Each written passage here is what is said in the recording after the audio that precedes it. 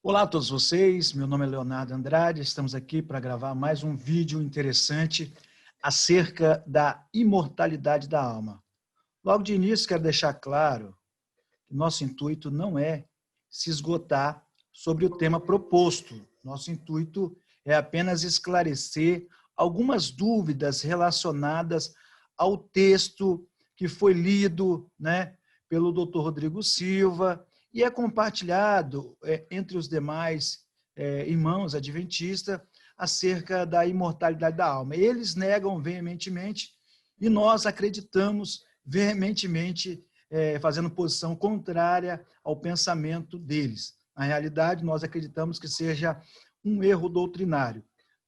Eu resolvi fazer esse novo vídeo porque para realizar mostrar, de fato, aonde se decorreu aquele fato que eles apontam que seja um simbólico, nós apontamos que seja literal, mas qual a informação que ele está realmente querendo dizer, se trata do tabernáculo terrestre, do tabernáculo celeste, e nós vamos esclarecer um pouco. Hoje nós vamos fazer uma análise de Apocalipse 8, 3 a 5 e outros assuntos mais. O texto diz assim: e veio outro anjo, e pôs-se junto ao altar, tendo um incensário de ouro, e foi-lhe dado muito incenso, preste atenção, para pôr com as orações de todos os santos sobre o altar de ouro que está diante do trono. E a fumaça do incenso subiu com as orações dos santos, desde a mão do anjo até diante de Deus. O que subiu? E a fumaça do incenso subiu com as orações, fumaça com orações dos santos, desde a mão do anjo até diante de Deus, e o anjo tomou o incensário e encheu de fogo do altar e o lançou sobre a terra, e houve depois vozes e trovões, e relâmpagos e terremotos. Esse é o texto que foi lido, comentado, mas vamos retomar o início. Gênesis 1:1. Bereshit bara Elohim et hashamai ve'et haaretz. Aqui nós temos, na primeira, segunda, terceira, quarta, quinta palavrinha de Gênesis 1:1. Nós temos hashamai. Ha é um artigo, shamai seria céus. Essa terminação in aqui indica pluralidade, plural masculino. Chamai, Chamai seria aquilo que nós denominamos como céus, Céus, você vai encontrar céus na Bíblia sempre no plural, pessoal, sempre no plural, nunca no singular. Céu na Bíblia sempre no plural, Então aí nós temos, logo de cara, logo de início, nós temos a palavra céus, No aramaico, nós temos uma palavra também aqui, Breshit bro aloho isso shimaio, o osso arro, no princípio criou Deus céus e a terra, No aramaico seria um pouco diferente, porque o aramaico ele tem algumas palavras que vão também tratar de outro assunto, vão ser empregadas para outro propósito, um propósito diferente, Igual Breshit bro, a palavra bro em aramaico seria filho também, Seria um substantivo, mas também é um verbo, criar, Osso, Seria osso, Seria mesmo que o et, Esse et aqui, et seria que indica que logo virá um objeto direto, mas aqui não, aqui significa ser também, É como se Deus criasse o ser terra, o ser céus e o ser terra, Bem interessante. Então, esse se trata do início. Então, a palavra chamai, nós especificamos, mas vamos vasculhar um pouquinho mais essa palavra chamai, O significado do termo céus no hebraico, é isso aqui, chamai céus. Segundo o Rumash Bereshit, na página 9, ele diz assim: uma contração das palavras hebraicas que significa suspendeu em água, a água lá, e seria o efeito do fogo, no caso, os trovões, e água. Isso é o Rumash que diz. Chamai também pode ser Sa-Maim, suspendeu em água, Shan-Maim, há águas lá, Esh-Maim, fogo e água. É aquilo que eu falei no primeiro vídeo, né? Não sendo muito repetitivo, seria aquilo que na Bíblia é chamado de firmamento, né? Raquia. Raquia tem uma estrutura, um radical, que indica um ferro, como se algo estivesse segurando, ou harakihor, né? No aramaico, que seria um lençol todo remendado para segurar algo, né? Que no caso, para nós, seria desvendado posteriormente com o dilúvio, né? Aí o romper, o abrir, né, dessas fendas, né, do Har-Kihor, que seria para cair a chuva e causar a inundação do dilúvio. O Bereshit Rabbah, que é um livro judaico, né? Eu cito o livro judaico por quê? Primeiro, pelo apreço que eu tenho com o judaísmo. Segundo, que eu vi um debate, um representante da Igreja Adventista citando que os judeus não acreditavam na imortalidade da alma. Isso aqui vem tão somente para refutar essa ideia falaciosa. O Bereshit Rabbah diz assim, em hebraico, Shammai, esta é uma combinação de duas palavras, Sa e Maim, que significa carrega água. Olha só, algo dando a entender que carrega água.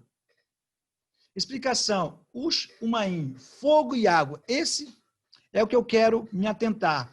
Por quê? Porque eu falando sobre isso, eu vou demonstrar de qual altar está se tratando Apocalipse 6, 9 e também Apocalipse 8, tá? Do capítulo 1 em diante.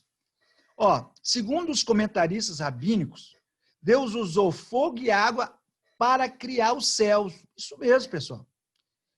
Isso é falado na Hagigá 12a. Entendeu? Você pode encontrar isso na Torá de Rashi, no livro de Bereshit, na página 13, Hagigá. Se você também conseguir dispor desse livro, da Hagigá, que também é um livro judaico, você também vai conseguir compreender o que eu estou falando. Mas é interessante porque a Bíblia dá veracidade para isso. Quer ver? Isaías 6, verso 6, diz assim, um dos serafins voou para mim trazendo na mão uma brasa viva, brasa de fogo. Da onde que ele tirou? Ele tirara do altar com uma tenaz. Olha, na visão de Isaías, no altar, ele tirou do altar, fogo do altar. Entendeu? Então, o Maim, fogo e água, nós já temos uma aprovação. Fogo existe. E água? Ezequiel 37 diz assim, depois disso me fez voltar à entrada da casa, e eis que saíram umas águas debaixo do umbral da casa para o oriente, porque a face da casa olhava para o oriente. E as águas vinham de baixo, desde a banda direita da casa, da banda sul do altar, pessoal. Olha que interessante. Então, Isaías fala que tem fogo no altar, e Ezequiel também relata que há fogo no altar. Então, aquilo que nós falamos, e os rabinos também falaram há muitos e muitos tempos, está correto. No altar, há fogo e também há água. Está entendendo, pessoal, que interessante?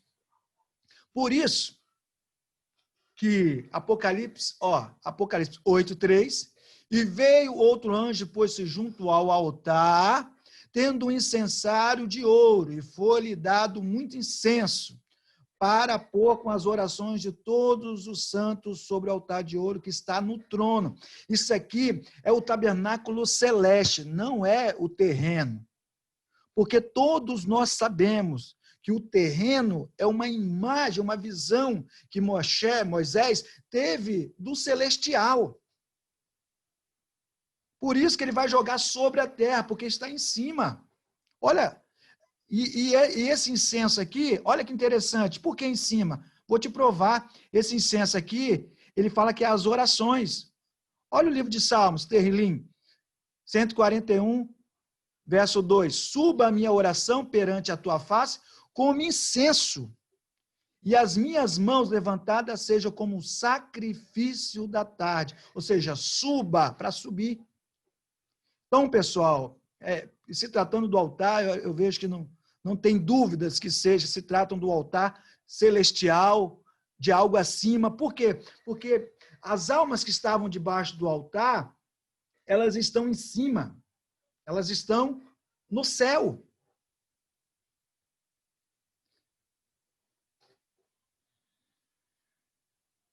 Para você ter uma ideia, olha só que interessante. O termo Shammai, ele tem uma estrutura, tá vendo? Se você conseguir ver, aqui, ó, Shammai é o Shin e o Mem. O Shin e o Mem formam o termo nome. Sabe por quê?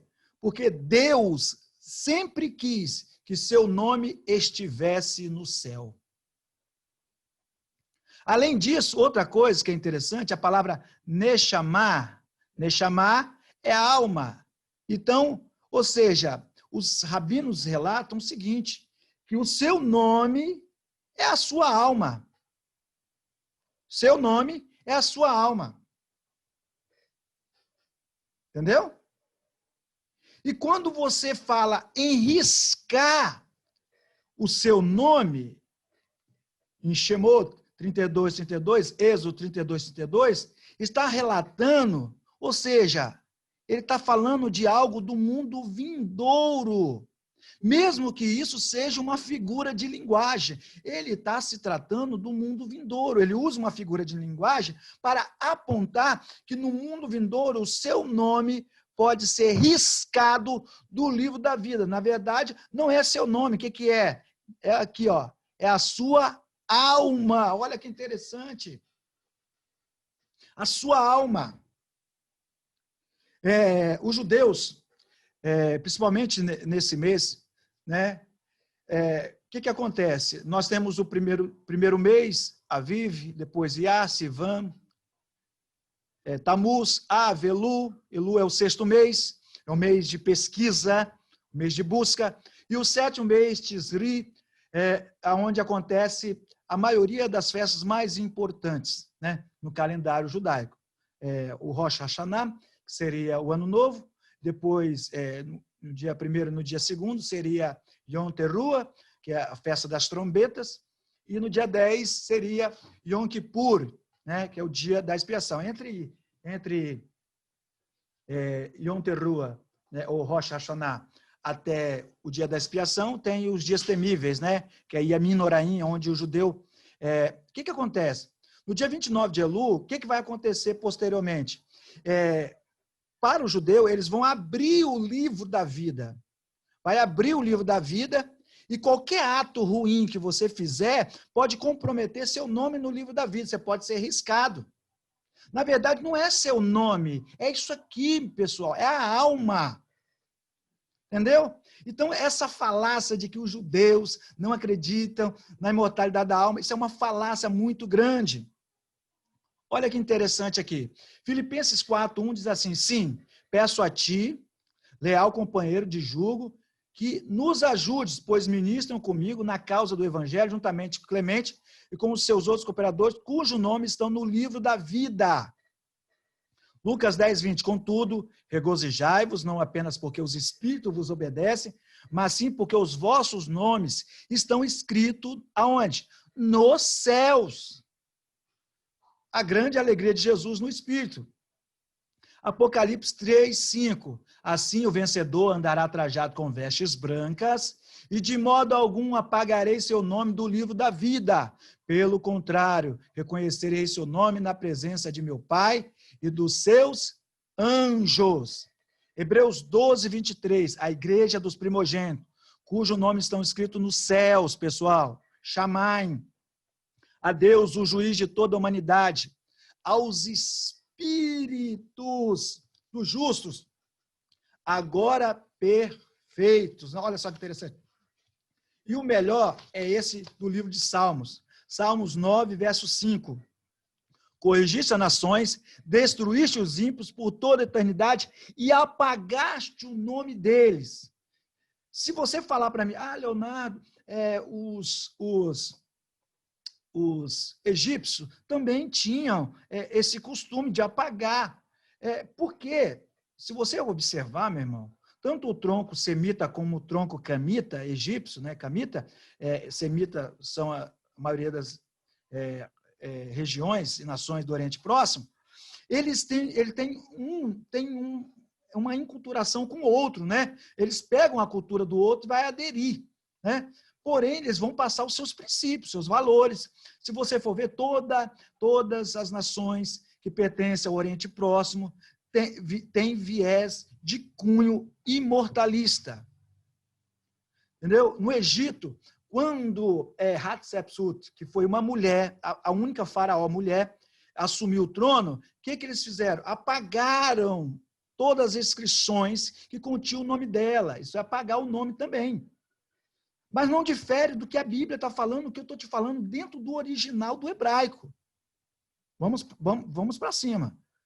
Então, apagar o nome seria algo relacionado à alma.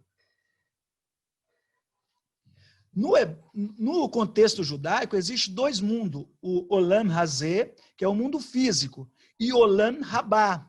Quando eu citei aqui Provérbios 12, 28, eu estou se tratando do mundo vindouro.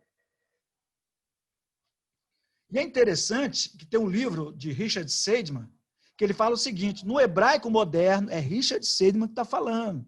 No hebraico moderno, por exemplo, a palavra Shammai é paraíso. Olha que interessante, Shammai é paraíso. É por esse motivo que Lucas, ele vai dizer assim, ó, Emar le Yeshu amin omar nolor de almor armo terrue be paradaiso. Isso aqui é aramaico. Então, na Peshita está dessa forma. Está entendendo? Então, ele está citando que ele vai estar onde? Aqui, ó. Olha que interessante. Aqui, a mim, né? A mim, ó. Olha o que ele vai dizer aqui. Digo-lhes, quem? Quem diz? Yeshu, Jesus. O que ele diz? Ó, ele vai dizer o quê? Amém. Na verdade, né? Te digo hoje, te digo, né? Eu te digo. De alma, hoje. Estarás aonde? Estarás no futuro. Estarás aonde? No paraíso. Remetendo aonde? Ao paraíso. Olha que interessante, pessoal. Agora eu vou deixar um texto maravilhoso para todos aqueles que não acreditam na imortalidade da alma, né? O texto que eu vou deixar é o texto de Devarim 33, verso 6. Mas eu vou deixar ele conforme está no Targum. No Targum ele está bem assim, ó. Tiniono lo yemut. Tiniono lo yemut. Ah, Leonardo, mas não é o Kametz? Sim, mas no aramaico, isso aqui é escrito no aramaico. No aramaico, esse azinho aqui vai ser sempre lido como ó. Então, é tiniono lo yemut. Aqui, ó. Olha esse prefixo aqui. Quem estuda comigo sabe que esse prefixo aqui indica futuro. Aqui é segundo. Então, a morte, ó, morte, segunda, não morrerá. Sabe o que está dizendo aqui? Sabe o que o Targum de Onkelos está dizendo aqui? Que na segunda morte, a segunda morte não vai atingir quem? Rúven, por causa do pecado dele com Bila. Por causa do seu pecado. Por quê? Porque ele acreditava que esse pecado teria repercussões no mundo vindouro, no Olam Rabá. Porém, ele está falando a profecia aqui que não vai ter a segunda morte para Rubem. Fique com esse texto aí. É complicado, né, pessoal? Eu confesso. Então, o texto aqui, ó, vou ler de novo. Tiniono lo yemut. Para ele, a morte, ó, aqui, ó. O moto, teria que ter um patá aqui, né? O moto, tiniono, lo yemut. Ou seja, a morte, segunda, não morrerá. Então, ele não terá a segunda morte. Tá bom, pessoal? Eu espero que você esteja convencido daquilo que nós temos falado. E, novamente, eu vou encerrar com a oração do Modéani, que é bem interessante, que é a oração realizada no Shaharit. Modéani, Lefaner, Melehai, Vekaen, Shehehe, Zartabi, Nishimat, Behemilá, Rabai, Emunater. Dou graças a ti, Rei vivo e fiel, pois restauraste ou recolocaste a minha alma dentro de mim. Lehi Traot, Deus vos abençoe e até a próxima.